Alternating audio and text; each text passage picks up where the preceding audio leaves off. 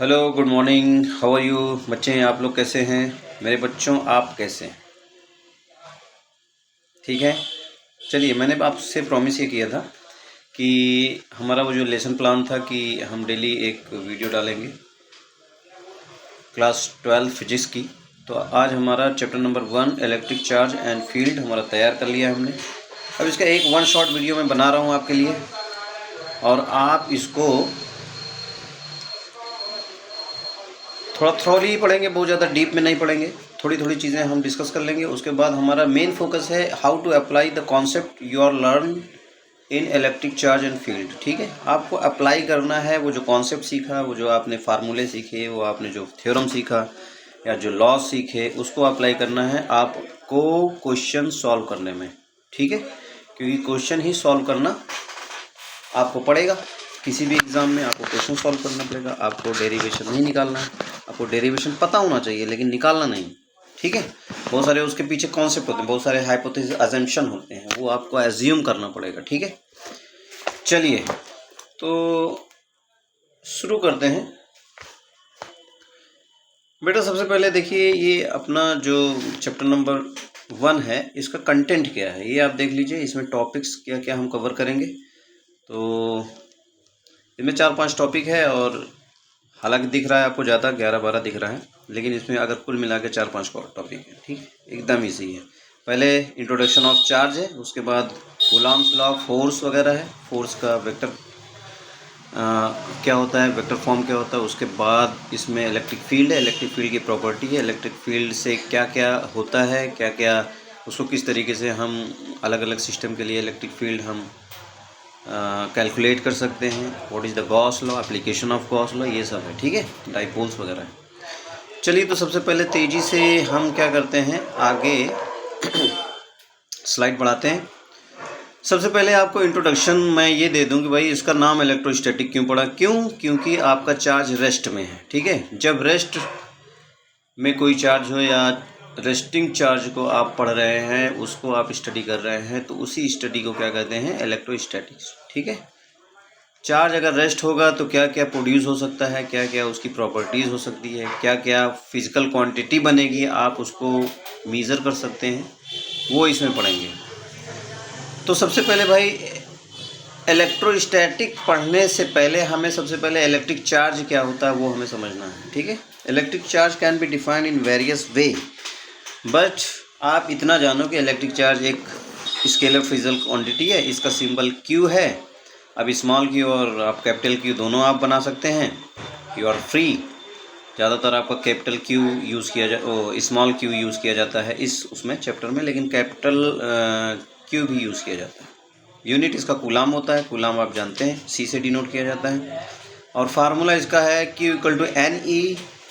तो number of electron है बेटा, और एन क्या है, प्लस माइनस इंटीजर है, मतलब वो इंटीजर आपका कोई भी नेगेटिव भी हो सकता है नेचुरल नंबर, और आपका पॉजिटिव नेचुरल नंबर में भी हो सकता है चार्ज। ठीक है, अब देखो how many charge, types of charge. थोड़ा सा चार्ज को पढ़ने के लिए या उसको समझने के लिए कि हम क्यों पढ़ रहे हैं, चार्ज का वर्क क्या होता है, तो ये मैंने अदर टाइप्स ऑफ चार्ज हमने बताए हैं। एक होता है केमिकल चार्ज, आपने पढ़ा होगा केमिकल चार्ज, जो आयन्स वगैरह होते हैं, Na+, Cl-, OH-, H+ ion, ये सब पढ़े हैं ना, तो वो आपके जो आयन्स है वो केमिकल चार्ज हैं। ठीक है, एक होता है बेटा यहाँ पर इलेक्ट्रिक चार्ज, मैंने बता ही दिया कि इलेक्ट्रॉन्स के अमाउंट को इलेक्ट्रिक चार्ज बोलते हैं। Number of electrons in any space या any confined area is called electric charge, that is. हाँ, और इलेक्ट्रिक चार्ज ये भी इसके बारे में समझ लो कि electric charge can not be create, it can not be create. Electric charge हमेशा प्रोड्यूस हो सकता है या इसको डेवलप कर सकते हो, इसको क्रिएट नहीं किया जा सकता। एक असर है, ये एक इफेक्ट है। किसी चीज़ को अगर इलेक्ट्रॉन इधर से उधर हो गया तो चार्ज ऑटोमेटिक प्रोड्यूस हो जाएगा, ना कि क्रिएट नहीं हुआ है। आपका इलेक्ट्रॉन के ट्रांसफॉर्मेशन से ऐसी इफेक्ट आ जाते हैं किसी भी बॉडी। ठीक है, तो it is the intrinsic property, you can say also it is intrinsic property. जैसे आपके अंदर बहुत सारी प्रॉपर्टी है, आपको गुस्सा आता है, आपको प्यार आता है, आपको रोना आता है, आपको हंसना आता है, आप थोड़ा सा कभी कभी बड़े खुश रहते हो, कभी कभी बड़े मायूस हो जाते हो, कभी कभी आप बड़े ज़ील और बड़े उत्साह से आप बातें करते हो। तो वही है, एक असर है। इसी तरीके से बहुत सारे मैटर के बहुत सारे वो होते हैं, इफ़ेक्ट होते हैं, उसमें से एक चार्ज इफ़ेक्ट भी होता है। ठीक है, तो देखो, और एक है इकोनॉमिक चार्ज। इकोनॉमिक चार्ज ये मैं इसलिए बता रहा हूँ कि ताकि आपको चार्ज कंफर्म हो जाए कि what is the charge basically. ठीक है, इकोनॉमिक चार्ज होता है जब आप किसी सर के पास जाते हो कोचिंग पढ़ने, ट्यूशन पढ़ने, तो आप कहते हो कि सर आपका चार्ज क्या है या फ़ी क्या है, तो you are talking about money. तो मनी भी एक चार्ज, इकोनॉमिक चार्ज है, and it is also form of energy. अगर आप मनी आपके पास है, आपने इकट्ठा किया हुआ है, तो you have a power, you have a energy. ठीक है, अब देखो, आप एक है magnetic charge. Magnetic chapter number 5 या 4 में पढ़ेंगे। ठीक है, जब आपका मैग्नेट, देखो मैग्नेट हमेशा बाईपोलर होता है, एक होता है साउथ पोल, एक होता है नॉर्थ पोल। तो आपके उसकी वैल्यूज़ को, वो जो नॉर्थ पोल अगर और साउथ पोल को अगर हम क्वांटाइज करें, उसको मीज़र करें, तो उसको क्या बोलते हैं, मैग्नेटिक चार्ज। ठीक है, MS और MN। चलिए हम आगे बढ़ते हुए चलते हैं। आगे देखिए, हाउ कैन चार्ज प्रोड्यूस।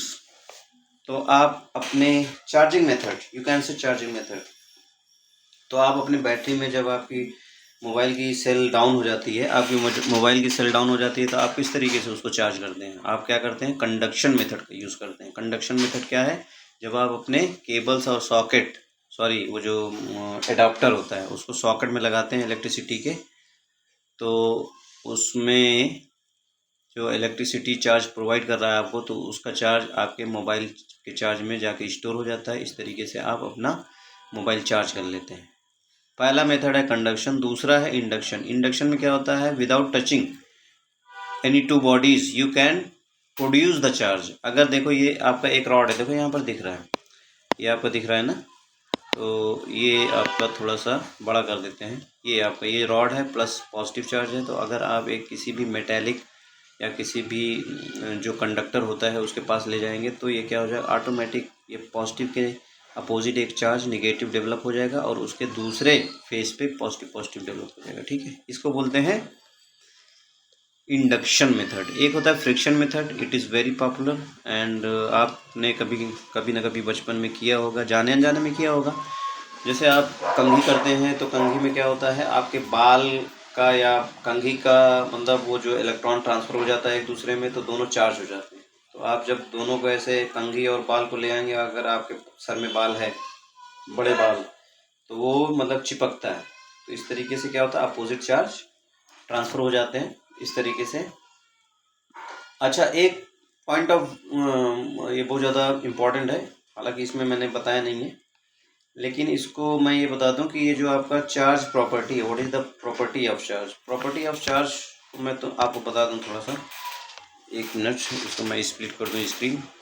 तो यहाँ पर मैं आपको प्रॉपर्टी ऑफ चार्ज बताऊंगा। कहाँ नोट है जी, बेटा, प्रॉपर्टी ऑफ चार्ज को हम किस तरीके से बता सकते हैं। प्रॉपर्टी ऑफ चार्ज को हम बना सकते हैं, दिख रहा है ना, प्रॉपर्टी ऑफ चार्ज, देखो थोड़ा सा छोटा कर देते हैं। हाँ, property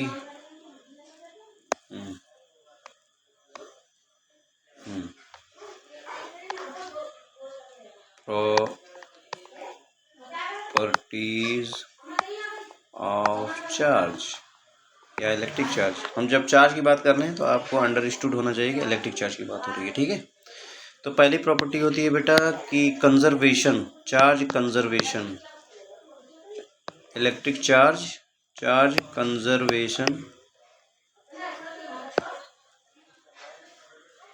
charge conservation law follow करता है। ठीक है, चार्ज कंजर्वेशन लॉ ये बताता है कि आपका जो चार्ज, नेट चार्ज होता है initially of a system, net charge जो होगा इनिशियली इक्वल टू क्या होगा, नेट चार्ज फाइनली। मतलब आप चार्ज को प्रोड्यूस कर सकते हैं ना, तो क्रिएट नहीं कर सकते, इसीलिए वो जो चार्ज जितना होगा शुरू में उतना ही फाइनल में होगा। ठीक है, नेट चार्ज इनिशियली इनिशियल में जो जितना चार्ज होगा उतना ही फाइनल होगा, ठीक है। तो एक पहला ये हो गया। दूसरा होगा बेटा, दूसरा होगा, थोड़ा सा इसको बड़ा ले लेते हैं। तो दूसरा ले लेते हैं net charge. Net charge of a given system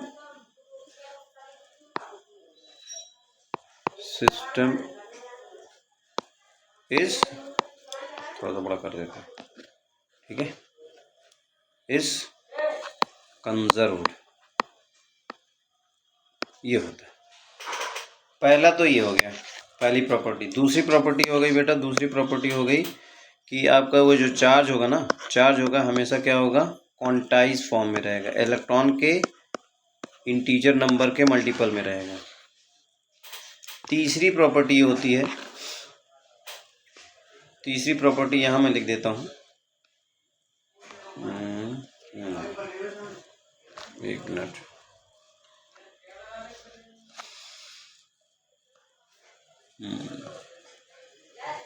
एक मिनट। तीसरी प्रॉपर्टी बेटा ये हो जाएगा कि आपका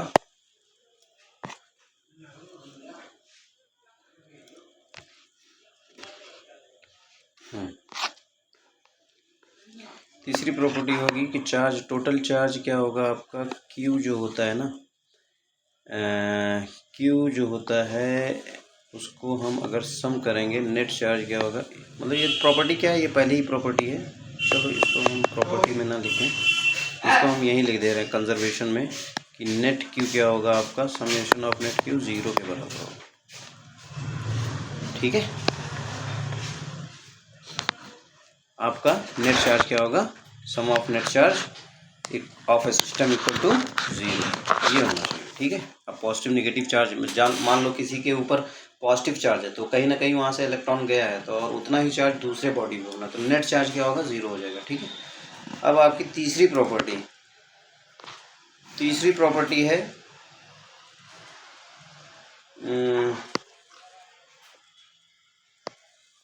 तीसरी प्रॉपर्टी है बेटा, ट्रांसफ़र ऑफ चार्ज कैसे होता है। जैसे मान लीजिए दो बॉडी है, ये एक है A, एक है आपकी B।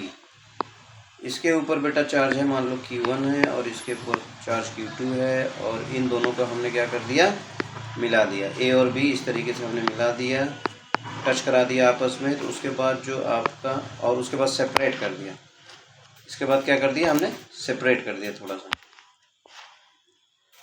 तो इसके बाद हमने थोड़ा सा सेपरेट कर दिया। एक मिनट, ये बढ़ क्यों नहीं रहा है, होना चाहिए, ठीक है।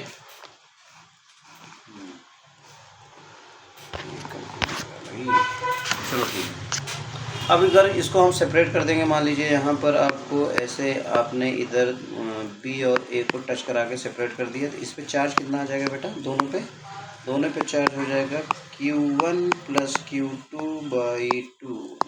क्या हो जाएगा, Q1 + Q2/2 चार्ज हो जाएगा। बात समझ में आ गई।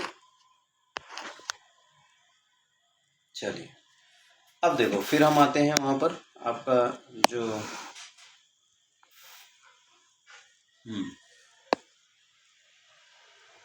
ये हमारा ये चार्ज सिस्टम है। अब देखो यहाँ पर आपको बहुत सारे प्रैक्टिकल मेथड भी हैं चार्जिंग के, कैसे बताते हैं। तो एक होता है कि ये एक, जब आप चार्ज को वो करोगे, मतलब मेज़र करोगे या उसको पता लगाओगे कि ये पॉजिटिव है नेगेटिव है, उसके लिए आपका एक इंस्ट्रूमेंट काम करता है। इंस्ट्रूमेंट को क्या बोलते हैं, gold leaf electroscope, gold leaf electroscope, ठीक है। चलिए अब तीसरा है, तीसरा आपका है स्लाइड कूलाम्स लॉ। अब आ जाते हैं हम coulombs law. What is the coulombs law. Coulombs law आपने बहुत बार पढ़ा है। तो कूलाम्स ने जो ग्रेविटेशनल लॉ है ना, उसी को कॉपी करके कूलाम्स लॉ बनाया है। उन्होंने ये बोला है कि अगर दो चार्ज एक फिक्स डिस्टेंस पे रखे हों और दोनों पे अलग अलग चार्ज है Q1 Q2, तो जो लगने वाला फोर्स है इलेक्ट्रोस्टैटिक, जो उसके बीच में लगेगा फोर्स, वो क्या हो जाएगा बेटा, Q1 और Q2 के प्रोडक्ट के डायरेक्टली प्रोपोर्शनल होगा, और जो डिस्टेंस है उसका स्क्वायर का इन्वर्सली प्रोपोर्शनल। क्या होगा, जो फोर्स होगा ना वो Q1 और Q2 के प्रोडक्ट के डायरेक्टली प्रोपोर्शनल होगा, और वो जो डिस्टेंस है ना उसके स्क्वायर के इन्वर्सली प्रोपोर्शनल होगा। ठीक है। अब देखो ये जब इसको हम इक्वेट करेंगे तो इक्वेशन जब हम लगाएंगे तो उसके बदले एक आपको कांस्टेंट आएगा, उसको के बोलते हैं। यहाँ पर देखो, यहाँ पर एक पॉइंट है के रिगार्ड की this is proportionality constant not a dielectric constant. ठीक है। तो यहाँ पर थोड़ा सा हम स्मॉल के इसीलिए लिए हैं, डाइलेक्ट्रिक कांस्टेंट हमने कैपिटल के लिया है, और यहाँ मैंने जो प्रोपोर्शनलिटी कांस्टेंट है के, इसकी वैल्यू होती है 1/4 पाई एप्सिलॉन नॉट होती है। एप्सिलॉन नॉट क्या है, आपका एयर की परमिटिविटी है। अभी हम बताएंगे व्हाट इज़ द परमिटिविटी या मीडियम का इफेक्ट क्या होता है। इसकी वैल्यू होती है 9 × 10⁹। इसका SI यूनिट होगा न्यूटन मीटर पर कूलम स्क्वायर। ये सब आपको कैसे हुआ आप जानते हो। देखो ये आपका फोर्स है, फोर्स का यूनिट क्या होता है, न्यूटन होता है, और R स्क्वायर उधर जाएगा तो मीटर स्क्वायर बन जाएगा, न्यूटन मीटर स्क्वायर, और नीचे Q1 Q2 आएगा, मतलब 2 कूलम आएगा, तो कूलम का 2 मतलब कूलम स्क्वायर। ठीक है। इसी तरीके से एयर परमिटिविटी की वैल्यू होती है 8.85 × 10⁻12, इतनी वैल्यू होती है, और इसका जो यूनिट होता है ये होता है कूलम स्क्वायर पर न्यूटन एंड मीटर स्क्वायर। अब आ जाओ इफेक्ट ऑफ मीडियम। हमने बताया था कि भाई जैसे अभी बताया था कि जो एयर परमिटिविटी है, अगर एयर मीडियम नहीं है, दो चार्ज के बीच में एयर मीडियम नहीं है तो क्या हो जाएगा, कुछ ना कुछ मीडियम होगा। तो उस मीडियम की परमिटिविटी क्या है वो लेंगे हम। फिर हम एयर परमिटिविटी एप्सिलॉन नॉट नहीं लेंगे, एप्सिलॉन एम लेंगे। ठीक है। तो मीडियम की परमिटिविटी क्या होता है, एप्सिलॉन एम, और एप्सिलॉन एम इक्वल टू क्या होता है, air permittivity and dielectric constant ER होता है रिलेटिव परमिटिविटी। तो रिलेटिव परमिटिविटी को ही हम डाइलेक्ट्रिक कांस्टेंट बोलते हैं। देखो इस तरीके से। ठीक है, ये हो गया। अब देखिए इसमें क्या होगा, इसको थोड़ा सा, हाँ, तो ये आपका, ये देखो ये रिलेटिव परमिटिविटी जो ER है ना उसकी जो वैल्यू है वो K के बराबर होती है, या इसको हम रेशियो भी बोलते हैं EM/ε0 की। तो ये वैल्यू होती है, ये यूनिटलेस है, इसकी कोई यूनिट नहीं है क्योंकि रेशियो है। ठीक है। अब देखिए आगे की स्लाइड में क्या है कि किस तरीके से फोर्स अफेक्ट होगा। तो जैसे मैं आपको ये बोलूँ कि भाई आप रोड पे दौड़ो तो आप बड़े तेज़ी से दौड़ोगे, लेकिन मैंने बोला नहीं आप पानी में दौड़ो, तब क्या होगा, आपकी स्पीड थोड़ा कम हो जाएगी। उसके बाद मैंने बोला नहीं कीचड़ में दौड़ो या सैंड में दौड़ो, गीले सैंड में, तो आपकी और स्पीड कम हो जाएगी। तो आपका मीडियम बदलने से क्या हो रहा है, आपकी जो कैपेसिटी है भागने की, दौड़ने की, वो क्या हो गई, कम हो गई। इसी तरीके से आपका जब मीडियम Q1 Q2 मतलब दो चार्ज के बीच में अगर मीडियम चेंज कर दो, उसको बदल दो, तो उसका जो फोर्स लाइन का जो मोमेंट है वो क्या हो जाएगा, कम हो जाएगा। मतलब फोर्स की स्ट्रेंथ भी कम हो जाएगी। कितनी कम हो जाएगी, 1/K टाइम्स आपकी फोर्स की इंटेंसिटी कम हो जाएगी। परमिटिविटी देखो अभी जो मैंने बताया उसको डिफिनीशन मैंने बता दिया है। उसके बाद देखो रिलेटिव परमिटिविटी मैंने बता दिया, this is the ratio and this is equal to K। और कुछ परमिटिविटी है जो आपकी रिलेटिव परमिटिविटी है उसका हमने टेबल बना दिया। ठीक है, स्क्रीनशॉट आप ले सकते हैं, कहने की ज़रूरत नहीं है, अंडरस्टूड है, आप स्क्रीनशॉट सब सारे स्लाइड का ले सकते हैं। कूलम्स लॉ है, कूलम्स लॉ का वेक्टर फॉर्म, अगर आपका देखो जैसे फोर्स होता है ना, ये वेक्टर होता है, तो इसकी डायरेक्शन भी दिखानी ज़रूरी होती है। तो कभी कभी हमें डायरेक्शन दिया रहता है, कभी कभी हमें क्वेश्चन में डायरेक्शन भी दिया रहता है, और वहाँ थोड़ा सा पोजीशन वेक्टर और डिस्प्लेसमेंट वेक्टर का कॉन्सेप्ट रहता है। तो पोजीशन वेक्टर कोई भी एक डेटम से, मतलब ये ओरिजिन है या डेटा में या कोई भी आपने एक रेफरेंस पॉइंट माना है, तो वहाँ से किसी भी चार्ज का दूरी क्या होता है, पोजीशन वेक्टर होता है। तो यहाँ दो चार्ज हैं, दोनों चार्ज का पोजीशन वेक्टर R1 और R2 है, दोनों वेक्टर है, और इन दोनों के तरफ जो डिस्प्लेसमेंट है ना AB, मतलब जो डिफरेंस है, डिस्प्लेसमेंट का जो डिफरेंस है वो क्या है, AB है, इसलिए क्या होता है, पोजीशन वो डिस्प्लेसमेंट वेक्टर होता है, नॉट ए पोजीशन वेक्टर। सारी चीज़ें हमने यहाँ लिख दी हैं नीचे, इसको आप और गौर से ऊपर मतलब बड़ा करके देख सकते हैं, सारी चीज़ें रिकॉर्डेड है, आप कुछ भी कर सकते हैं, you can take a screenshot also, no problem. ठीक है, उसके बाद देखो मैंने वही डिस्प्लेसमेंट और इसको बाद में हमने थोड़ा सा वो किया है। तो देखो इसमें हमने क्या किया है, ये डायरेक्शन दिखाया है, ये यूनिट वेक्टर का यूज़ किया है। फोर्स मान लीजिए आपका ये जो तुम्हारा वो है ना चार्ज 1, तो चार्ज 2 पे फोर्स लगा रहा है तो उसको हम रिप्रेजेंट करेंगे ऐसे, जिस पे फोर्स लगता है उसको पहले लिखा जाता है, जिसके वजह से लग रहा है उसको बाद में लिखा जाता है। तो force on 2 due to 1 equal to ये है F21, तो इक्वल टू क्या हो जाएगा, यही KQ1 Q2 और AB का स्क्वायर हो जाएगा। ये AB आपका डिस्प्लेसमेंट वेक्टर है और इसमें डायरेक्शन भी दिखाना ज़रूरी है, इसलिए AB कैप हो गया। AB कैप क्या है, unit vector in direction of AB। तो यूनिट वेक्टर किसके लिए यूज़ किया जाता है, किसी भी डायरेक्शन को शो करने के लिए या किसी वेक्टर क्वांटिटी को शो करने के लिए, ठीक है। इसी तरीके से आपका 12 क्या हो जाएगा, 1 पे चार्ज नंबर 1 पे चार्ज नंबर 2 की वजह से जो फोर्स लगे होगा वो क्या होगा, माइनस अपोजिट डायरेक्शन में हो जाएगा। इसलिए इसको क्या बोलते हैं, कोई भी चार्ज क्या होता है बेटा, ये बैलेंस, इसको बोलते हैं बैलेंस फोर्स, ठीक है। Both are act as reaction pair, दोनों क्या होंगे, इक्वल होंगे और अपोजिट डायरेक्शन में होंगे, तभी ये दोनों चार्ज अपने जगह बैलेंस में रहेंगे, नहीं तो फिर नहीं रह सकते, ठीक है। अगर चार्ज फोर्स इक्वल नहीं है तो चार्ज भी इधर उधर मूव होना चाहिए, ठीक है। सुपर इम्पोजिशन, आप देखो एक होता है सुपर इम्पोजिशन मेथड होता है।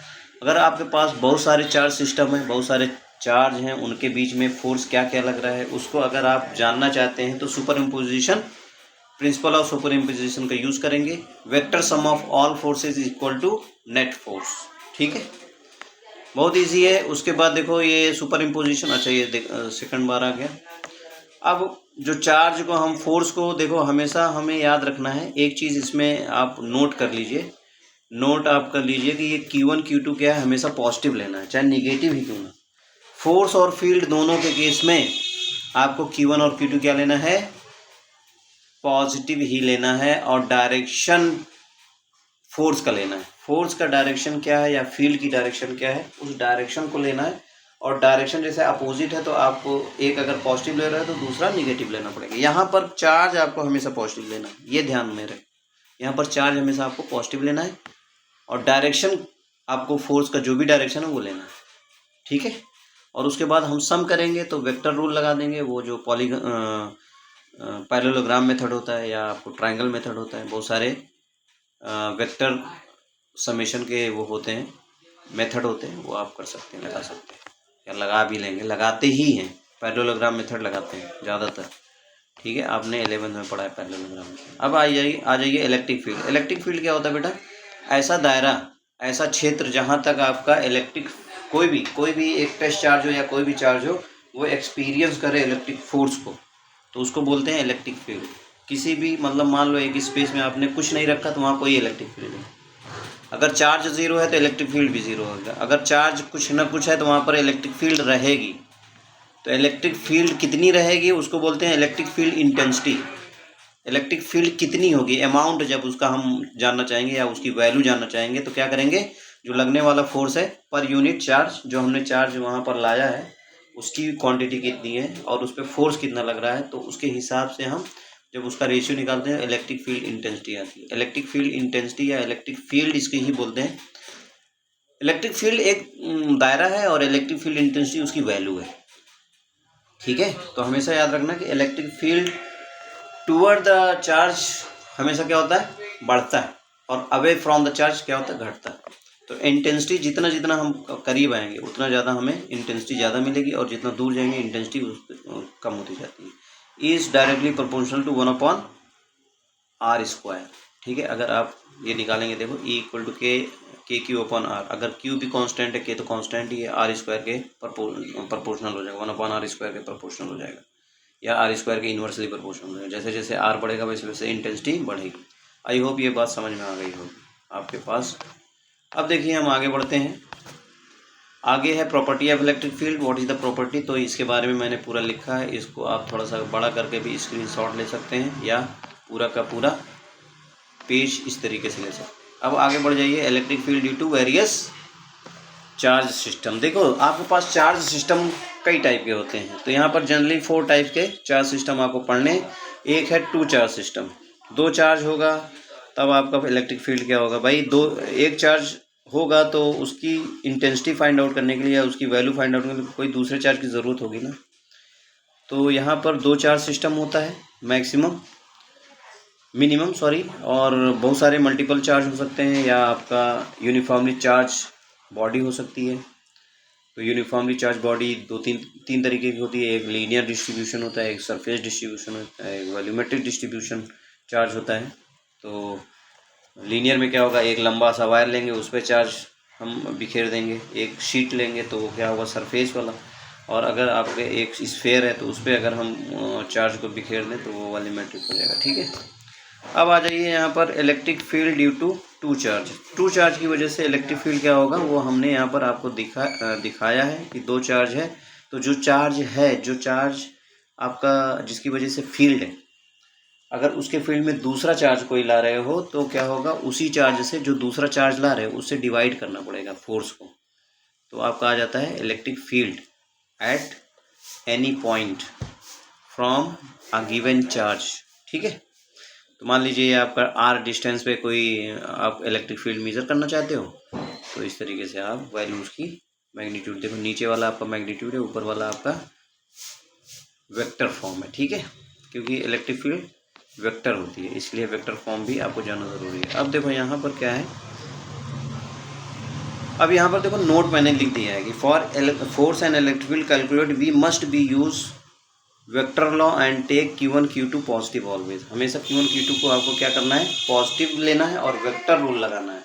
आपको ऐसे नहीं कि वैसे जोड़ दिया नंबर की तरह 1 + 2 = 3, नहीं, आपको वेक्टर रूल लगाना पड़ेगा। 1 + 2 आपका 3 भी हो सकता है, 1 + 2 आपका 0 भी हो सकता है, 1 + 2 आपका 1.5 भी हो सकता है, मतलब कम और ज़्यादा सब हो सकता है। ठीक है, तो this is the magic of vectors. अब देखो यहाँ पर क्या है, दूसरा है बेटा electric field due to multiple charge. मतलब ये आपका अगर बहुत सारे चार्ज हैं आपके सिस्टम में तो सबके वजह से कुछ ना कुछ फील्ड बनेगी गिवन पॉइंट पे, तो उस पॉइंट पे जो नेट फील्ड होगी वो क्या होगा, sum of all vector of fields. ठीक है, तो इसको हम इस तरीके से लिख सकते हैं। अब हम आगे स्लाइड में चलते हैं, थोड़ा छोटा करते हैं। चलिए, ये आगे प्रिंसिपल ऑफ सुपर इम्पोजिशन को हम एक मतलब जनरल फार्मूले के तहत लिख दिए हैं। ये देखो आपका ये जो Q1 है, Q1/r² होता है, लेकिन यहाँ पर हमें फील्ड की डायरेक्शन भी दिखानी है, इसलिए r⁻ है। ठीक है, यहाँ गिवन है, तो इस तरीके से आप कर सकते हैं इलेक्ट्रिक फील्ड का। और देखो यहाँ इलेक्ट्रिक फील्ड ड्यू टू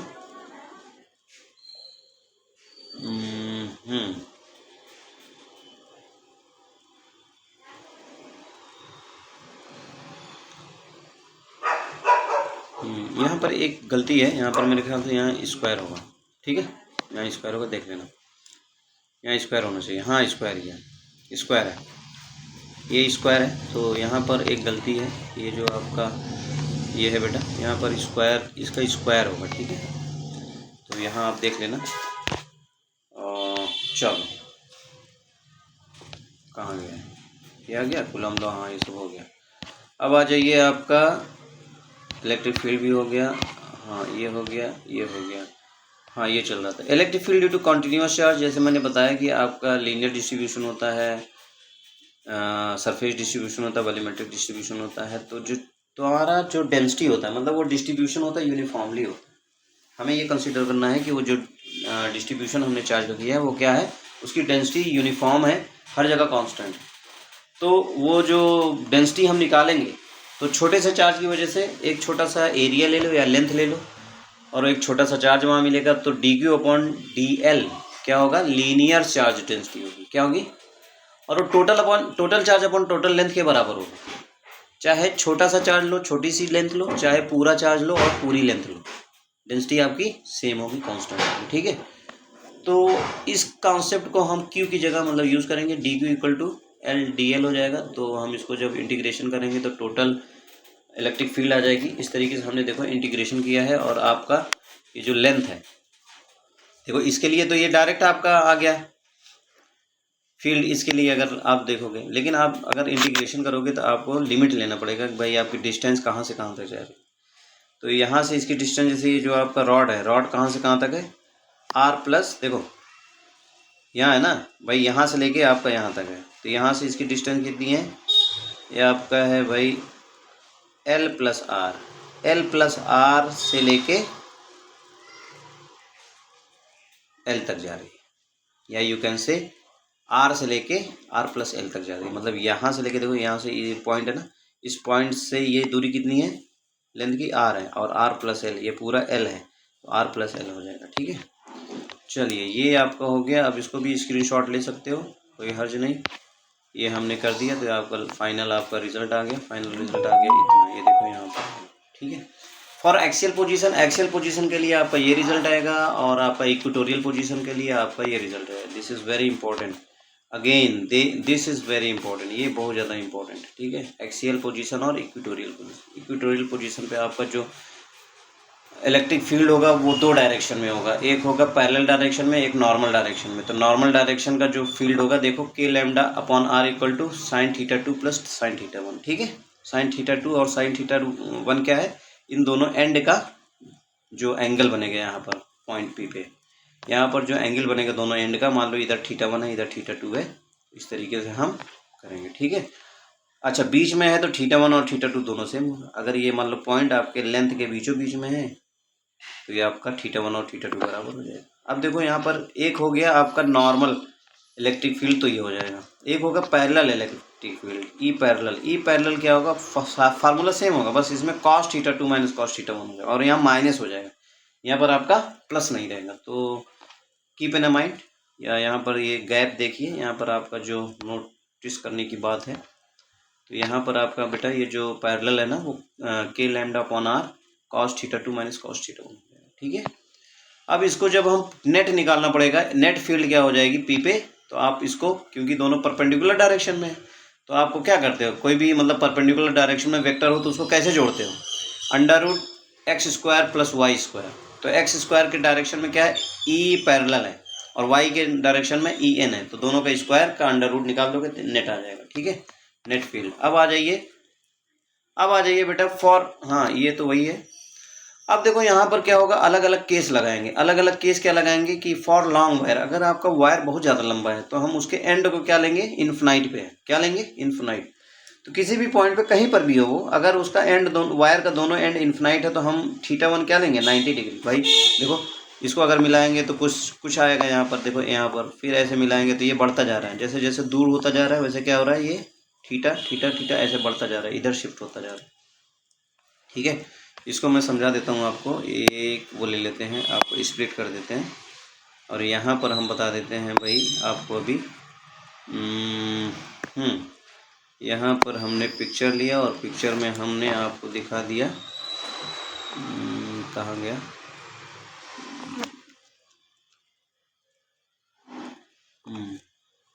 हाँ ये है, देखो ये, तो ये हमने दिखा दिया बेटा, यहाँ पर आ गया, देखो ये है आपका, एक मिनट इसको हम उड़ा देते हैं।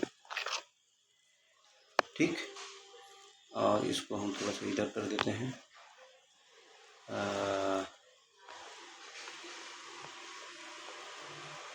थोड़ा ये ऊपर चला जाए।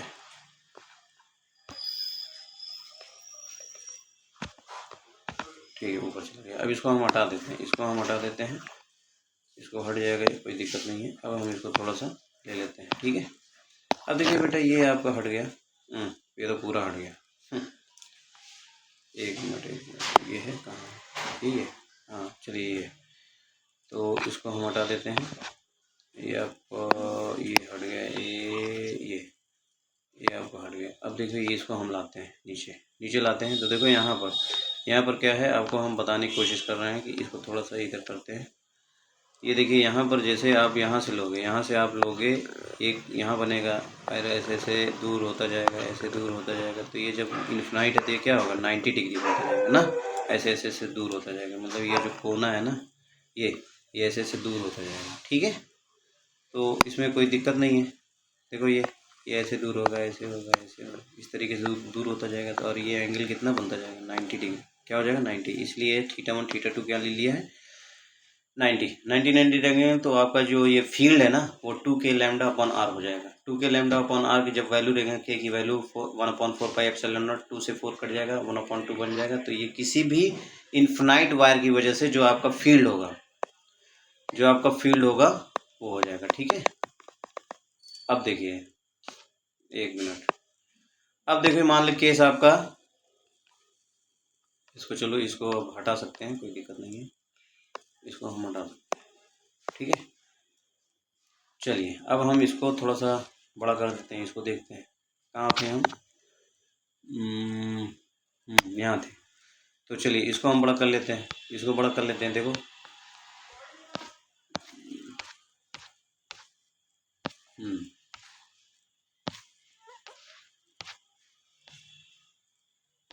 ये हो गया आपका। हाँ, अब दूसरा कैसे होगा, पैरेलल, सॉरी पैरेलल तो जीरो हो जाएगा। देखो जो आपका ई नॉर्मल है वही आएगा, और ई पैरेलल कॉस थीटा होता है, कॉस थीटा कॉस 90 जीरो हो गया, बस काम खत्म। अब देखो सेमी के लिए मतलब आपका सेमी इन्फिनाइट है, मतलब एक ही तरफ इन्फिनाइट है, दूसरे एंड पे हमारा पॉइंट है, तो इसको बोलते हैं सेमी इन्फिनाइट लाइन चार्ज है। तो इसकी वजह से क्या होगा, एक तो 90 होगा, एक जीरो हो जाएगा। जब हम इसको निकालेंगे तो आपका ये हो जाएगा वैल्यू, और इसमें पैरेलल और नॉर्मल दोनों सेम होगा, और इसका जो नेट इलेक्ट्रिक फील्ड है वो √2 k λ/r के होता है, ठीक है। This is very important deduction. और आप जो पढ़ते थे पहले, बड़ा उसमें क्या होता था, बड़ा कॉम्प्लेक्सिटी होती थी, बहुत इधर उधर की चीज़ें होती थी, तो ये ज़्यादा अच्छा है, ठीक है। अब देखो यहाँ पर क्या है, electric field dipole. Electric dipole क्या होता है कि जब हम दो इक्वल चार्ज अपोजिट नेचर का, प्लस माइनस इक्वल चार्ज होना चाहिए, नेचर अपोजिट होना चाहिए, उसको एक स्मॉल डिस्टेंस पे रखेंगे, या वो रखा रहता है, या वो ऐसा बनता है, तो उसको हम क्या बोलते हैं, इलेक्ट्रिक डाइपोल बोलते हैं। इलेक्ट्रिक डाइपोल की जो वैल्यू होती है उसको डाइपोल मोमेंट कहते हैं, और डाइपोल मोमेंट की जो डायरेक्शन होती है -q से +q की तरफ होती है, ठीक है। ये देखो, ये जो मैंने दिखाया है यहाँ पर आप ये कर सकते हैं। तो इलेक्ट्रिक डाइपोल P है, P को हम इस तरीके से दिखा सकते हैं। अब देखो बेटा, डाइपोल तो हो गया, अब डाइपोल का जो ये P वैल्यू है, dipole moment P equal to होता है Q × 2a, या इसको D भी कह सकते हैं, वो जो 2a है उसको D भी मान सकते हैं। तो अलग अलग बुकों में अलग अलग दिया रहेगा, you are free to assume it what is 2a 2l D, कुछ भी कह सकते हैं, लेकिन उसी हिसाब से फिर आपका आगे कैलकुलेशन होना चाहिए। ये नहीं कि माना आपने D और लिख रहे हो A या P रख रहे हो तो अलग हो जाएगा, ठीक है। तो आपने जो माना है उसी हिसाब से रखना है। Electric field due to dipole. अब electric field due to dipole क्या होता है, वो भी इसी तरीके से जैसे हमने एक लॉन्ग लेंथ के लिए निकाला था, वैसे इसके लिए भी निकाल लेंगे, लेकिन यहाँ पर क्या होगा, डायरेक्शन काउंट होगा। क्यों? क्योंकि फील्ड क्या है, वेक्टर क्वांटिटी है। तो पॉजिटिव की वजह से क्या होगा, अवे फ्रॉम द चार्ज होता है। ये देखो पॉजिटिव चार्ज इधर है और इधर क्या है, टेस्ट चार्ज है। टेस्ट चार्ज हमेशा पॉजिटिव माना जाता है, तो उसकी वजह से पॉजिटिव की वजह से किसी भी पॉइंट पे फील्ड क्या होगी, अवे फ्रॉम द चार्ज। देखो यहाँ पर ये चार्ज है तो अवे फ्रॉम द चार्ज ये पर, ठीक है। मतलब E2 जो है ना, ये पॉइंट, ये जो प्लस चार्ज है वो 2 पॉइंट पे है ना, इसलिए E2 इधर है, E1 इधर है। देखो इधर होगा, निगेटिव का चार्ज की वजह से फील्ड उधर होगी। मैंने बताया था ना कि निगेटिव चार्ज की वजह से फील्ड निगेटिव चार्ज की तरफ होती है, और पॉजिटिव चार्ज के अवे होती है फील्ड, ठीक है।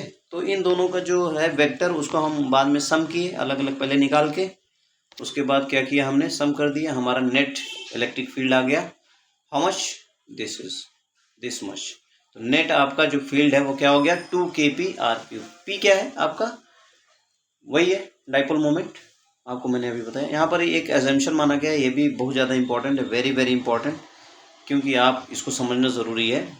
ये जो 2a है ना, वो वेरी वेरी स्मॉल होता है, बहुत ज़्यादा छोटा होता है, मतलब वो फ्रैक्शन क्या, उसमें डेसिमल में भी बहुत ज़्यादा छोटा होता है। तो अगर उसका स्क्वायर किया जाएगा तो बेटा क्या होगा, और ज़्यादा छोटा होगा। इसलिए हम a² को हम 10⁻⁴ ले लेते हैं, मतलब 0 के बराबर लेते हैं, और उसको हटा देते हैं फार्मूले से। तो कभी कभी हटाया जाता है, कभी कभी नहीं हटाया जाता है। याद रखना, जब आपका डाइपोल का जो डिस्टेंस है अगर सेंटीमीटर मीटर में दिया है तब आप नहीं हटाओगे, अगर बहुत ज़्यादा छोटा है तब हटा सकते हो। मतलब अगर वो जो a दिया है, अगर a गिवन रहेगा तब तो आपको रखना है, अगर गिवन नहीं है तो आपको ऐसे ये वाला रखना है। अगर आपका डाइपोल का जो बीच का डिस्टेंस है वो क्या है, गिवन है, सेंटीमीटर या मीटर में दिया, 0.1 मीटर दिया, या 0.1 सेंटीमीटर दिया, या 2 सेंटीमीटर दिया है, तो वहाँ पर आपको लेना है। बहुत ज़्यादा छोटा होगा तब नहीं लेना है, ठीक है। चलिए, ये आपकी मेन पॉइंट थी। यहाँ पर at an equatorial position, equatorial position पे क्या होगा, फील्ड को इस तरीके से करेंगे बेटा। देखो यहाँ पर आपका ये देखो ये आपका क्या है, P पे, इसकी वजह से फील्ड निगेटिव चार्ज की तरफ, और यहाँ पर पॉजिटिव के अवे फ्रॉम द पॉजिटिव, तो E2 और E1 बना। E2 और E1 का दो कंपोनेंट होगा, एक वर्टिकल क्या होगा, E2 का ऊपर होगा, E1 का नीचे होगा, है कि नहीं। देखो E2 का ऊपर होगा और E1 का नीचे होगा, ये देखो। तो इसका दो कंपोनेंट होगा, E2 का ऊपर E1 का नीचे, तो ये कट जाएगा साइन थीटा वाला, कॉस थीटा वाला आएगा। तो नेट इलेक्ट्रिक फील्ड क्या हो जाएगा, दोनों को हम जोड़ेंगे 2E cos थीटा, बस काम खत्म।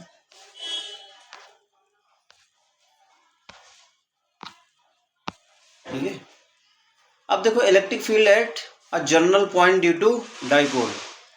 डाइपोल पे इलेक्ट्रिक फील्ड क्या होगा, डाइपोल पे इलेक्ट्रिक फील्ड मतलब उसका मतलब किसी भी पॉइंट पे, जनरल पॉइंट मतलब कोई भी पॉइंट पे, तो उसको आपको ये नहीं कहना है कि ये मतलब you can say it is not a axial point or not a equatorial point, it is a any general point making theta with perpendicular axis of dipole। उससे अगर एंगल थीटा बना रहा है, जैसे आपको हम बताएं ये जो आपका डाइपोल है ना, डाइपोल ये, तो ये डाइपोल है, तो कहीं पर भी ये देखो ये कहीं पर भी एक पॉइंट है, यहाँ पर मान लो यहाँ पर, तो वो थीटा एंगल बना रहा है, तो उसके लिए आपका जो हो जाएगा ई नेट हो जाएगा ये। तो आपका ये जो आपका पैरेलल होगा वो क्या हो जाएगा, कॉस थीटा हो जाएगा, और आपका जो नॉर्मल होगा वो क्या होगा, साइन थीटा हो जाएगा। इस तरीके से हम दोनों को स्क्वायर करेंगे तो आपका ये डिडक्शन आएगा दिस मच आएगा। अब थीटा पे अगर हम थीटा की वैल्यू रखेंगे 90, अगर सिर्फ हमें इक्वेटोरियल पे निकालना है तो थीटा हम क्या कर देंगे 90, तो कॉस थीटा इक्वल टू 0 हो जाएगा, KP/R³ हो जाएगा। इक्वेटोरियल पे आपने निकाला था KP/R³ वही आया। अगर मान लीजिए आपने एक्सियल पे निकालना है, एक्सियल पे आपका थीटा 0 हो जाएगा, थीटा 0 रखोगे तो 1 + 3 4 का √2 2 KP/R³, जैसे आपने पहले निकाला था इक्वेटोरियल एक्सियल पोजीशन पे 2 KP/R³ होता है कि नहीं होता है। अब इन दोनों का जो मतलब मान लीजिए वो जो फील्ड होगा वो P से कितना डायरेक्शन होगा, वो जो आपका डाइपोल मोमेंट होता है ना उससे कितना डायरेक्शन बनाता हुआ वो P इलेक्ट्रिक फील्ड रहेगा, उसको निकालने के लिए आप अल्फा मान लोगे। tan अल्फा इक्वल टू क्या होता है, y पे जो कंपोनेंट होगा और x वाला कंपोनेंट, दोनों को हम रेशियो निकाल लेंगे तो आपका आ जाएगा tan θ/2। tan θ/2 is the tangent angle of electric field. अब देखो किसी भी रिंग का अगर वो चार्ज ऐसे डिस्ट्रीब्यूटेड है, रिंग डिस्ट्रीब्यूटेड चार्ज है, तो उस पर किसी भी पॉइंट पे मतलब उसके एक्सियल पॉइंट पे, किसी भी पॉइंट पे नहीं, एक्सियल पॉइंट पे, रिंग के एक्सियल पॉइंट पे, किसी भी एक्सियल लाइन पे किसी भी पॉइंट पे आपका जो फील्ड होगा ना वो क्या होगा, वो होगा आपका ये। This is very also very important deduction. ठीक है। अब देखो गॉस लॉ आ जाओ। गॉस लॉ में क्या होगा, गॉस लॉ में ये फ्लक्स की स्पेलिंग गलत है, यहाँ पर फ्लक्स की स्पेलिंग गलत है, तो फ्लक्स की स्पेलिंग क्या हो जाएगा बेटा, FLUX क्या होगा, FLUX। तो फ्लक्स की स्पेलिंग ये होगी, आप ये मत बनाइएगा, ठीक है। ऐसे लिखने में ही गलती हुई है, यहाँ भी गलत लिखा है, ठीक है। FLUX फ्लक्स ये लिखिए। अब देखिए ये फ्लक्स क्या होता है, फ्लक्स क्या होता है, फ्लो। अगर आप जैसे कोई बताते हैं ना, आजकल ज़्यादा यूज़ भी होता है ये कि फ्लक्स नहीं आ रहा, फ्लक्स नहीं आ रहा। फ्लक्स मतलब बिजनेस में ज़्यादा यूज़ होता है, फ्लक्स मतलब मनी का फ्लो नहीं आ रहा। इसी तरीके से आपका जब इलेक्ट्रिक फील्ड किसी क्रॉस सेक्शन एरिया के थ्रू पास करेगा तो जितना नंबर ऑफ फील्ड होगा अगर उसको मल्टीप्लिकेशन कर देंगे क्रॉस सेक्शन एरिया से आपको फ्लक्स मिल जाएगा। ठीक है। मतलब जैसे मान लीजिए एक पाइप है, एक पाइप से आपको क्या कर रहे हैं, पानी निकल रहा है, तो पर सेकेंड या मतलब जो भी है आपका कितना अमाउंट निकल रहा है उसी को बोलते हैं फ्लक्स। इसी तरीके से किसी भी क्रॉस सेक्शन एरिया से कितना फील्ड लाइन निकल रही है उसको बोलते हैं इलेक्ट्रिक फ्लक्स। इलेक्ट्रिक फ्लक्स क्या होता है, प्रोडक्ट वेक्टर प्रोडक्ट होता है, डॉट प्रोडक्ट होता है दो वेक्टर क्वांटिटी का, E एंड A। अब देखो E एंड A को जब हम वेक्टर प्रोडक्ट करेंगे तो E का मॉड और A का मॉड वैल्यू मतलब E की वैल्यू A की वैल्यू और cos थीटा हो जाएगा। इस तरीके से आप फ्लक्स की वैल्यू निकालेंगे। फ्लक्स क्या हो गया, स्केलर क्वांटिटी हो गया। अब यहाँ पर देखो ये जो A है ये मामूली A नहीं है, ये A मैथमेटिकल A नहीं है, ये आपका वेक्टर डायरेक्शनल एरिया है। डायरेक्शनल एरिया क्या है, वेक्टर होता है, और वेक्टर क्या होगा, ए कॉस थीटा होगा। ए डायरेक्शन का मतलब हुआ ए, ये जो वेक्टर है ना उसकी वैल्यू होगी ए कॉस थीटा, ठीक है। तो इसका मतलब ये हुआ कि जो आपका फील्ड है उसी डायरेक्शन में आपको एरिया लेना पड़ेगा। मान लीजिए फील्ड अलग डायरेक्शन में जा रही है और आपका जो एरिया है, जो क्रॉस सेक्शन है वो अलग डायरेक्शन में है, तो आपको पूरा जो एरिया है वो फील्ड के डायरेक्शन में लेना पड़ेगा, उसी को बोलेंगे ए कॉस थीटा। अगर दोनों सेम है, मान लो जिधर आपका फील्ड है उधर ही आपका एरिया भी क्रॉस सेक्शन है, तो आपका क्या हो जाएगा, ए कॉस थीटा, मतलब वो मैक्सिमम ए जाएगा। अगर आपका फील्ड नहीं है, फील्ड के डायरेक्शन में एरिया नहीं है, तो आपको ए कॉस थीटा लेना पड़ेगा। अंडरस्टूड। तो देखिए ये सब छोटी छोटी चीज़ें हैं, ये मैंने बना दिया है किस तरीके से। अगर आपका एरिया और ई दोनों अपोजिट डायरेक्शन में है तो थीटा 180 लेना पड़ेगा। अगर आपका उसी डायरेक्शन में है तो थीटा 0 लेना पड़ेगा। अगर आपका अपोजिट मतलब एकदम परपेंडिकुलर डायरेक्शन में आपका एरिया ऊपर है और फील्ड इधर है, तो आपका क्या हो गया, 90 लेना पड़ेगा। उस केस में आपका जो फ्लक्स है वो 0 हो जाएगा। अगर आपका देखो आपका फील्ड इधर है, क्रॉस सेक्शन एरिया के 90 डिग्री है, मतलब दूसरी तरफ मुड़ जा रहा है, तो आपका कोई भी फ्लक्स निकलेगा ही नहीं उस क्रॉस सेक्शन एरिया से, एरिया की तरफ कोई भी फील्ड नहीं निकलेगा, इसलिए वहाँ पर फ्लक्स भी 0 हो जाएगा। अगर आपका 90 हो गया, एरिया और फील्ड दोनों 90 हो गए आपस में एंगल, तो आपका फ्लक्स 0 हो जाएगा। गॉस लॉ क्या कहता है, गॉस लॉ देखो ये जो तुम्हारा इनक्लोज सरफेस के लिए है, गॉसियन सरफेस उसको बोलते हैं। गॉस लॉ में क्या करना पड़ता है बेटा, आपको सबसे पहले इनक्लोज सरफेस बनाना पड़ता है, कोई भी चार्ज को कन्फाइन करना है। मान लीजिए एक चार्ज है तो उसके चारों तरफ एक आप घेरा बना लो, चाहे स्फेरिकल चाहे क्यूबिकल, चाहे जैसे बनाओगे, तो उसकी वजह से जो आपका फील्ड मतलब फ्लक्स निकलेगा उसको कैलकुलेट करने का एक मेथड है, या इलेक्ट्रिक फील्ड कैलकुलेट करने का एक मेथड है। तो ये हमेशा याद रखना इनक्लोज चार्ज के लिए है। आउटर अगर उस सरफेस गॉसियन जो सरफेस है उसके बाहर कोई भी चार्ज है तो उसकी वजह से फ्लक्स 0 होगा, इस पर कोई फर्क नहीं पड़ेगा, ठीक है। तो ये क्या बोलता है, टोटल फ्लक्स क्या होता है बेटा, क्यू इनक्लोज, मतलब उस दायरे में, उस दो जो तुमने डब्बे में वो चार्ज क्लोज कर रखा है, इनक्लोज कर रखा है, उसका charge net charge upon epsilon not के बराबर होता है फ्लक्स। उससे मतलब पूरे एरिया से निकलने वाला फ्लक्स क्या होगा, net charge inside the surface and upon epsilon not.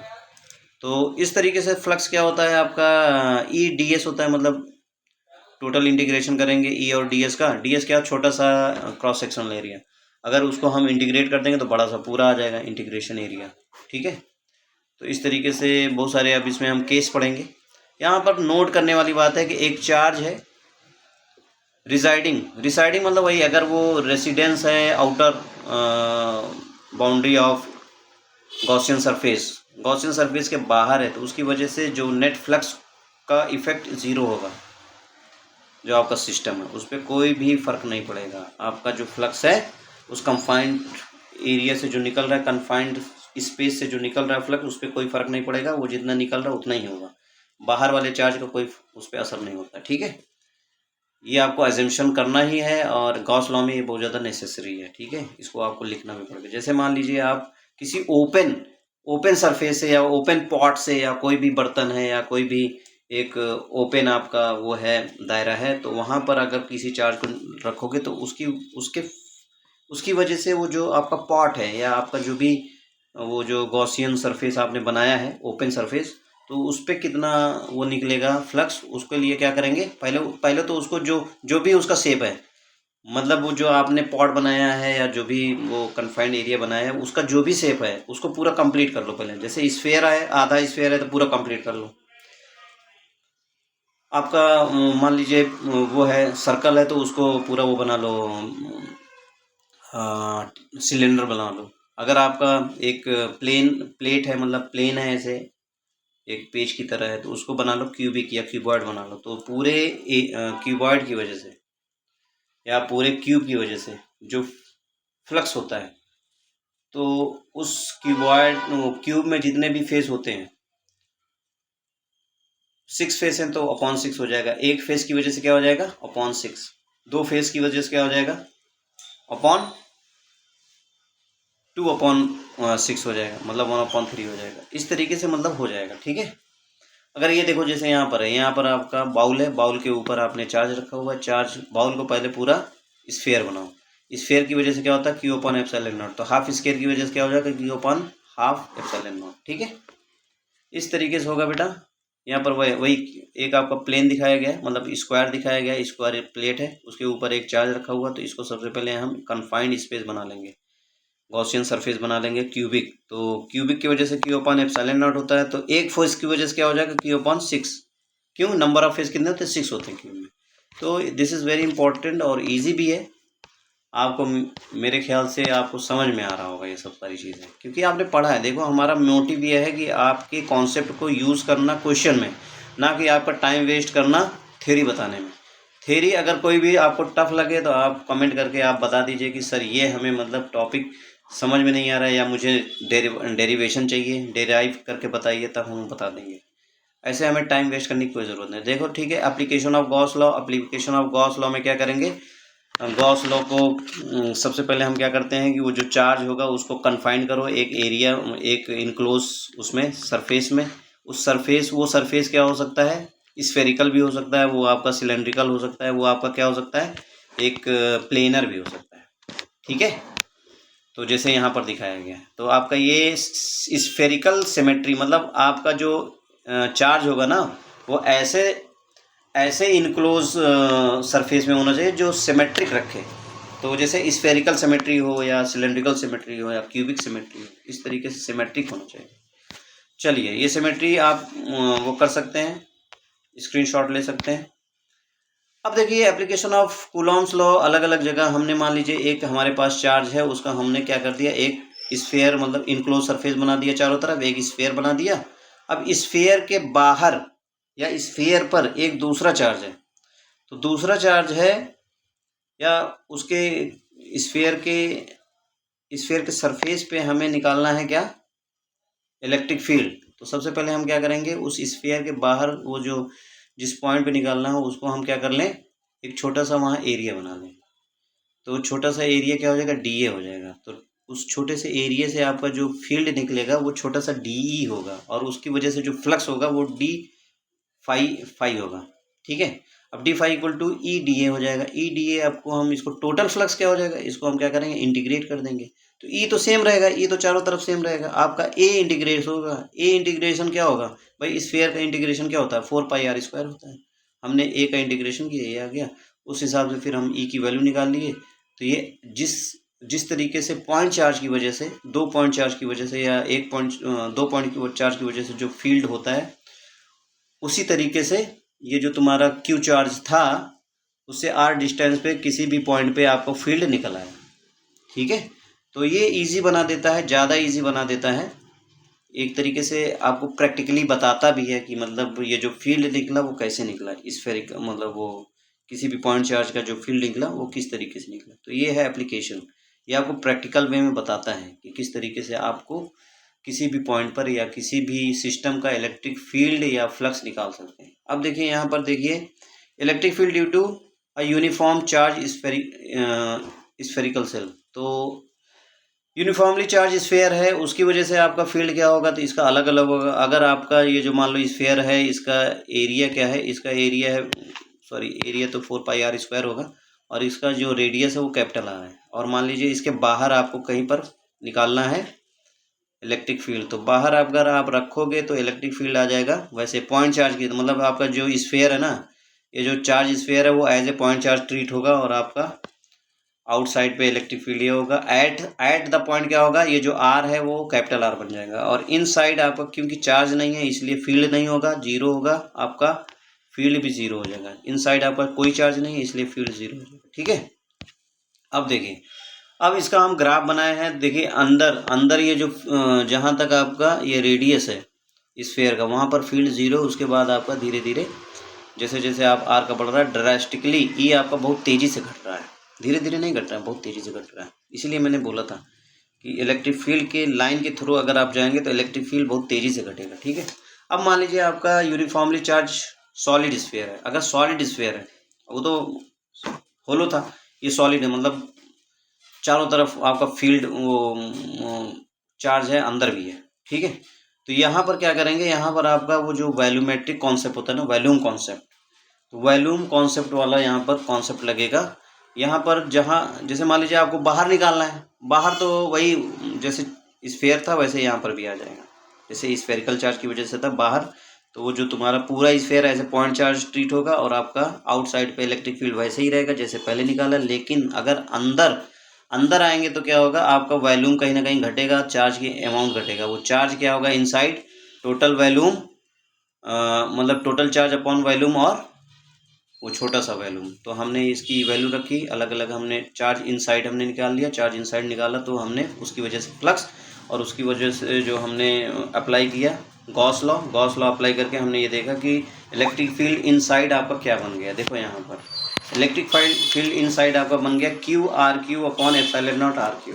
ठीक है, दिस इज वेरी वेरी, और यहाँ पर 4 पाई आर स्क्वायर भी है, आर स्क्वायर अभी कटा नहीं है, आर स्क्वायर काट देंगे तो यहाँ आर बचेगा, आर क्यूब यहाँ बचेगा। ठीक है, तो आपका इलेक्ट्रिक फील्ड किसके प्रोपोर्शनल हो गया, आर के अंदर।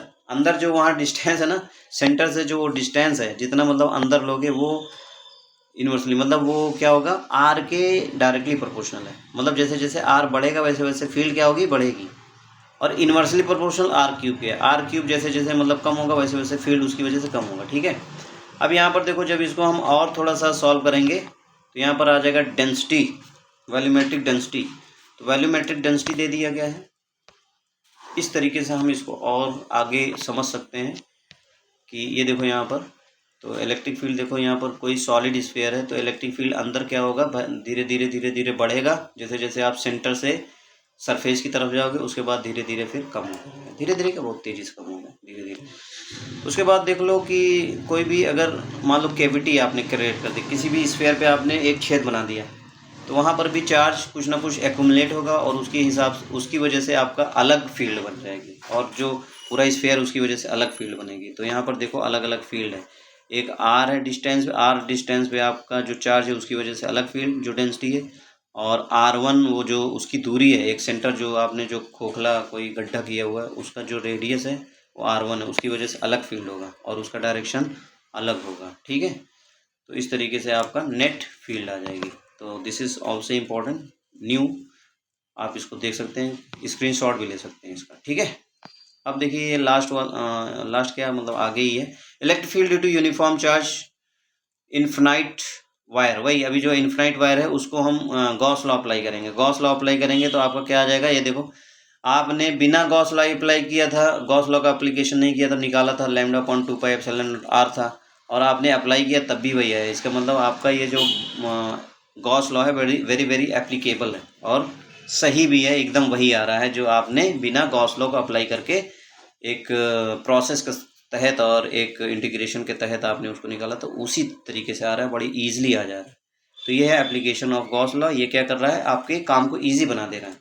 उसी तरीके से देखो यहाँ पर कोई भी आपका होलो सिलेंडर है तो सिलेंडर की वजह से आप उसका जो एरिया लेंगे तो 2 पाई RL होता है, यहाँ पर अलग नक्शा बदल जाएगा और यहाँ अलग टाइप हो जाएगा। इलेक्ट्रिक फील्ड इन साइड क्या होगा, जीरो, क्योंकि चार्ज इन साइड जीरो है, आउटसाइड क्या होगा, sigma R upon epsilon naught R, मतलब आपके सिग्मा के प्रोपोर्शनल होगा, आर के इन्वर्सली प्रोपोर्शनल होगा। अगर आप ग्राफ बनाएंगे तो ऐसे आएगा, आर के सिग्मा के प्रोपोर्शनल हो रहा है और उसके 1 अपॉन आर के, हाँ ये दूसरा है, ये electric field due to uniformly charge infinite long cylinder है, इन्फिनाइट लॉन्ग सिलेंडर है उसकी वजह से जो फील्ड होगा वो होगा। ठीक है, ये आपके एनसीईआरटी में है नहीं इसलिए मैं जल्दी जल्दी कर रहा हूँ। अब देखो ये very very important, this is also very important, planar symmetric है। देखो आपका ये सिमेट्रिक है, apply Gauss law. Gauss law अगर आप किसी भी प्लेट पे अप्लाई करेंगे तो दोनों तरफ प्लेन लेना पड़ेगा, सिमेट्रिक प्लेन लेना पड़ेगा, और आपको जब निकालेंगे तो आपका field sigma upon 2 epsilon not आएगा। ठीक है, और उसका ग्राफ इस तरीके से बना है, आर पे कैसे डिपेंड कर रहा है और सिग्मा पे कैसे डिपेंड कर रहा है। ये क्या है, देखो आर पे डिपेंड ही नहीं कर रहा तो कांस्टेंट है। अगर आप चाहे जितना दूर कि भी कोई भी आपका प्लेट है यूनिफॉर्मली चार्ज डिस्ट्रीब्यूटेड, उसके चाहे जितना दूर जाओगे आपका क्या होगा, ई सेम रहेगा, लेकिन सिग्मा पे डिपेंड कर रहा है। सिग्मा जैसे जैसे घटेगा वैसे वैसे क्या होगा, फील्ड मतलब डेंसिटी जैसे जैसे घटेगी वैसे वैसे फील्ड भी घटेगी, जैसे जैसे बढ़ेगी वैसे वैसे फील्ड भी बढ़ेगी। ठीक है, वैसे दूर जब जाओगे तो डेंसिटी घटेगी, फील्ड की डेंसिटी थोड़ा सा रेयर हो जाता है ना। ठीक है, अब देखो जैसे दो चार्ज है अपोजिट नेचर का है तो उसके लिए फील्ड क्या होगी, सिग्मा अपॉन एप्सिलॉन नॉट होगी। ये मैंने ये बहुत ज़्यादा इंपॉर्टेंट है, बहुत ज़्यादा पूछा जाता है, बहुत वेरी वेरी इंपॉर्टेंट। अब देखिए यहाँ पर बेटा, ये हमने बता दिया। अब देखो कोई भी सेल हो, जैसे मान लीजिए एक सॉलिड सेल है, सॉलिड मेटल है, उसकी वजह से इलेक्ट्रिक फील्ड क्या होगा, थोड़ा वेरी करेगा। तो वेरिएबल इलेक्ट्रिक फील्ड क्या होगा, एक्स पे डिपेंड कर रहा है, मतलब जैसे जैसे डिस्टेंस बढ़ेगा वैसे वैसे आपका फील्ड भी अलग अलग आएगी। तो वो फील्ड हमने इस तरीके से rho D upon 2 epsilon not निकाला है, ठीक है। अब इनसाइड, अगर ये इनसाइड है, देखो इनसाइड आपका जो फील्ड होगा वो क्या होगा, इनसाइड फील्ड होगा rho D upon 2 epsilon not, और आउटसाइड भी वही होगा, मतलब दोनों सेम आ रहा है, कोई उसमें फर्क नहीं है। इनसाइड और आउटसाइड दोनों में सेम आ रहा है। इनसाइड में ये है E x rho x upon epsilon naught, rho x upon epsilon, मतलब 2 नहीं है, इनसाइड में 2 नहीं है, आउटसाइड में है, ठीक है। यहाँ देखो, अगर डी आपका एक्स डी से कम होगा तो इनसाइड होगा, डी अगर एक्स आपका डी से बड़ा होगा तो आउटसाइड होगा। आउटसाइड में आधा हो जा रहा है, फील्ड क्या हो रही है, आधी हो जा रही है, और इनसाइड क्या हो रही है, रो एक्स अपॉन एप्सिलॉन नॉट है, ठीक है। अब देखो ये आपको बताया था, जैसे यहाँ पर इनसाइड क्या है, जैसे 2 प्लेट है, 2 प्लेट अगर आपका है तो रो अपॉन एप्सिलॉन नॉट होता है, ये मैंने बताया।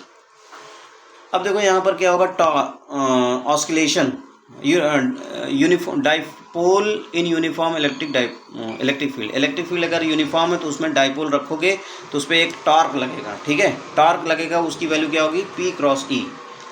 अब देखो यहाँ एंगुलर SHM कैसे होता है, एंगुलर SHM वैसे तुम्हारे NCERT में तो है नहीं, लेकिन आप जो IIT की तैयारी कर रहा है या जो नीट वगैरह की तैयारी कर रहा है, हो सकता है उसमें हो, IIT में तो है, IIT में ये सब सारी चीज़ें हैं, ठीक है। IIT के अकॉर्डिंग है, थोड़ा सा जो मैंने ज़्यादा बताया वो IIT के अकॉर्डिंग है। तो जिसको IIT का एग्ज़ाम देना है वो यूज़फुल है, जिसको नहीं देना है वो बस आसान आसान NCERT के हिसाब से पढ़ ले, ठीक है। हालांकि आपको ज़्यादा पता होना चाहिए, अगर आप फिजिक्स पढ़ रहे हैं तो उसमें आपको बहुत ज़्यादा ही पता होना चाहिए, तब जाके आपका आजकल हो रहा है, आजकल थोड़ा सा पेपर टफ बन रहा है, तो आपको एक्स्ट्रा भी नॉलेज होना चाहिए, ठीक है। अब देखो यहाँ पर टाइम पीरियड हमने ये निकाला, ये आपका क्या है, आई क्या है बेटा, व्हाट इज़ द आई, आई आपका होता है मोमेंट ऑफ इनर्शिया होता है, ठीक है। और पी क्या है आप जानते हो, डाइपोल मोमेंट है, ई क्या है, इलेक्ट्रिक फील्ड है। इस तरीके से आप टाइम पीरियड निकाल लिए। अब यहाँ पर देखो ये है आपका फोर्स, जो वेरिएबल फोर्स होता है ना, कभी कभी क्या होता है किसी भी फील्ड में आपका वेरिएबल वो है, इलेक्ट्रिक फील्ड क्या है, नॉन यूनिफॉर्म है, आपका वेरिएबल है, हर मतलब ऐसे कांस्टेंट नहीं है, हर जगह थोड़ा सा वेरी कर रहा है, कहीं कम है कहीं ज़्यादा है। तो उसके लिए क्या होगा, अलग अलग आपका फोर्स लगेगा, अलग अलग फील्ड इंटेंसिटी की वजह से अलग अलग पॉइंट पे अलग अलग फोर्स लगेगा। वो फोर्स की वैल्यू देखो ये इस तरीके से है, थोड़ा सा लिमिट केस बन रहा है, अगर आपका डिस्प्लेसमेंट बहुत छोटा है 10 to 0 है तो लिमिट केस बन जाएगा। लिमिट केस क्या होता है, कैलकुलस होता है, DE/dx आ गया, तो ये जो नेट फोर्स है वो बेटा क्या हो जाएगा, P इंटू DE/dx। इसको जो हम सॉल्व करेंगे तो आपका 2P/r³ हो गया नेट, इस तरीके से देखो आ गया। और किसी भी एंगल पर अगर आपका ये तो जो डाइपोल है, डाइपोल आपका उसी इलेक्ट्रिक फील्ड के एंगल में रखा है, अगर आपने एंगल ऐसे थीटा बनाते हुए रखा तो यहाँ पर क्या हो जाएगा, यहाँ पर हो जाएगा बेटा लास्ट है ना, कॉस थीटा भी जुड़ जाएगा, 2KP कॉस थीटा भी आ जाएगा उसमें, ठीक है। चलिए ठीक, आज इतना ही, ठीक है, इतना, ओके, थैंक यू।